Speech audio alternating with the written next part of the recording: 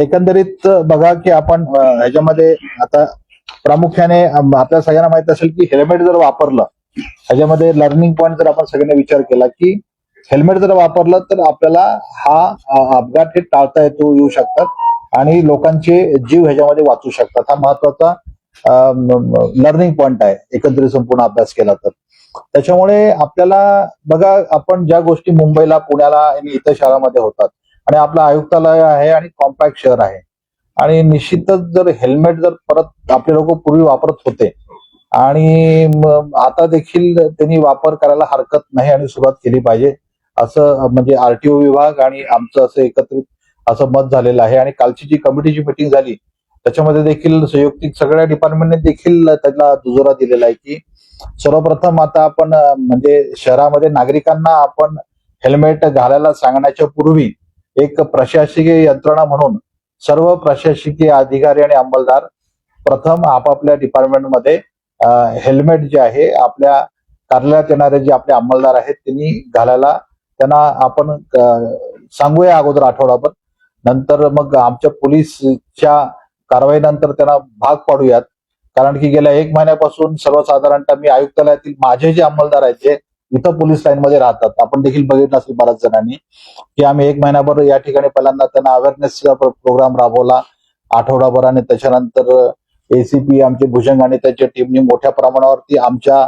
अंमलदारांनाच त्यांनी आम्ही मोठ्या प्रमाणावरती केसेस केल्या आणि जवळपास आता आमचे 90 ते 95% अंमलदार हे हेल्मेट घालतात आयुक्तालयामधले. आणि अशाच प्रकारच्या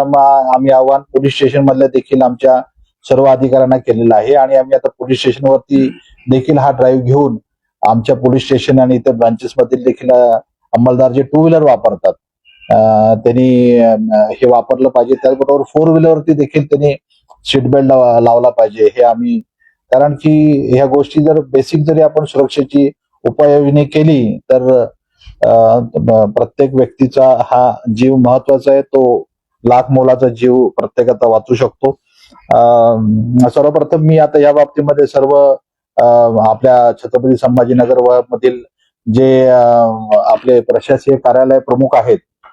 divisional commissioner, municipal commissioner, collector आणि इतर सर्व विभागाचे जिल्हा परिषद सीओ यांना मी देखील एक पत्र देऊन आवाहन करणार आहे की आपण देखील आपल्या कार्यालयातील सर्व अंमलदारांना, कारण की माझ्या म्हणजे कठाळे साहेबांनी मला सांगितले की तिने मागच्या वर्षी हा प्रयत्न केलेला होता, परंतु त्याच्यामध्ये थोडस प्रयत्न कुठं तरी कमी पडला. परंतु यावेळी आता कठाळे साहेब आणि पोलीस प्रशासन आम्ही असे एकत्रित या पद्धतीने काम करायचं ठरवलेलं आहे आणि सर्व प्रशासकीय अधिकाऱ्यांना देखील मी विनंती करणार आहे की आपण सर्वात प्रथम सुरुवात ही आपल्यापासून करूया आणि मग आपण लोकांना याच्यामध्ये आवाहन करूयात आणि लोकांना आपण विनंती करूयात जेणेकरून आपण ते देखील हेल्मेट वापरायला सुरुवात करतील. तर आपण हा सुरुवातीचे हे 8-15 दिवस प्रशासकीय कार्यालयाच्या बाहेर आणि त्या ठिकाणी जाऊन आमचे अधिकारी थोडस अवेअरनेस करतील सर्वांना आणि त्याच्यानंतर त्यांचे मोटर व्हेकल ऍक्ट आणि रूल्स प्रमाणे दंडात्मक कारवाई करायला देखील सुरुवात करतील. त्याच्यामध्ये आम्ही सर्वप्रथम जे सरकारी अधिकारी कर्मचारी आहेत त्यांना पहिल्यांदा आवाहन करणार आहोत. नागरिकांचा त्याच्यामध्ये समावेश नाहीये. नागरिक मायामते हे पाहतीलच आणि मायामते ते देखील हे बघून स्वतःच्या सुरक्षेची काळजी करून आणि आपल्या कुटुंबाकरता आपण किती महत्वाचं हे प्रत्येकाला माहीतच आहे आणि ते निश्चितच हेल्मेट घालायला लागतील याची मला खात्री आहे. आणि त्याच्यानंतर आम्ही जे आपल्या शहरातले वैद्यकीय हॉस्पिटल्स आहेत, त्याच्यानंतर आपल्या जे काही एज्युकेशन संस्था आहेत त्यांना देखील आम्ही आवाहन करणार आहोत वेगवेगळ्या, जिथं किंवा शाळा ज्या आहेत, कॉलेजेस आहेत, ज्या ठिकाणी पालक आपापल्या मुलांना सोडायला येतात, तर अशा प्रकारे आम्ही त्या ठिकाणी देखील ते प्रिन्सिपल्स आहेत, त्या वैद्यकीय शिक्षण संस्थेचे जे पदाधिकारी आहेत त्यांना देखील त्या संस्थेने आवाहन करू की त्यांच्याकडे जो स्टाफ आहे आणि जे लोक आहेत त्यांना देखील तुम्ही हेल्मेट घालण्याकरता आवाहन करा. आणि मला असं म्हणणं आहे की शेवटी कुठली गोष्ट कंपल्सरी करून किंवा सक्ती करून होत नाही. स्वतःहून त्याचं महत्व जर समजून उमगून जर केले तर मला वाटतं की हेल्मेट घालणं हे किती प्रत्येकाच्या वैयक्तिक आयुष्याकरता महत्वाचं आहे त्यांना कळेल अशा प्रकारे आम्ही नियोजन केलेलं आहे. आणि साधारणतः महिन्याभरानंतर आपण मग शहरातील नागरिकांना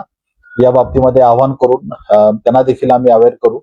आणि जास्तीत जास्त नागरिक भविष्यामध्ये पुढच्या 1-2 महिन्याच्या कालावधीमध्ये कशा प्रकारे शहरामध्ये हेल्मेट घालतील याबद्दल आम्ही त्यांना जागरूक करून अवेअर करून आम्ही त्यांना आवाहन करू, जेणेकरून आपल्या शहरामध्ये मोठ्या प्रमाणात जी जीवितहानी आहे, तुम्ही बघितलं की शहरात जवळपास यावर्षी देखील आता या 6 महिन्यामध्ये आपले अपघात जवळपास 6 वाढलेले आहेत आणि फेटल मृत्यू देखील 8 वाढलेले आहेत. त्याच्यामुळे आपलं शहरीकरण मोठ्या प्रमाणावर होत आहे, औद्योगिकरण मोठ्या प्रमाणावरती होत आहे आणि या सगळ्या पार्श्वभूमीवरती कसं की शहराचा विकासाचा वेग देखील तुम्हाला माहिती आहे की मोठ्या प्रमाणावरती वाढत आहे. आणि या पार्श्वभूमीवरती जर बघा शेवटी कसं आहे की सुप्रीम कोर्टाने देखील ही गोष्ट कंपल्सरी केलेली आहे आणि या सगळ्या पार्श्वभूमीवरती मुंबईमध्ये हे होऊ शकतं, बरोबर आहे. आपण बघितलं इतर मोठ्या मेट्रोपॉलिटन शहरामध्ये होऊ शकतं. तर आपलं तर खूप छोटं शहर आहे, झालं का नाही, आणि कॉम्पॅक्ट शहर आहे. आपण सगळ्यांनी जर सहकार्य केलं तर मला वाटतं की सर्व नागरिक ह्याला पॉझिटिव्हली प्रतिसाद देतील आणि आपण ही बाब करू अशी मला खात्री आहे. त्याचबरोबर सर्व नागरिकांना आपल्याकडून एक आव्हान आहे की लोकांनी आपल्या गाडीच्या बरोबरती वाहनाचे आपले कागदपत्र जे आहेत हे जर झेरॉक्सचा सेट हे आपल्या सोबत ठेवावा.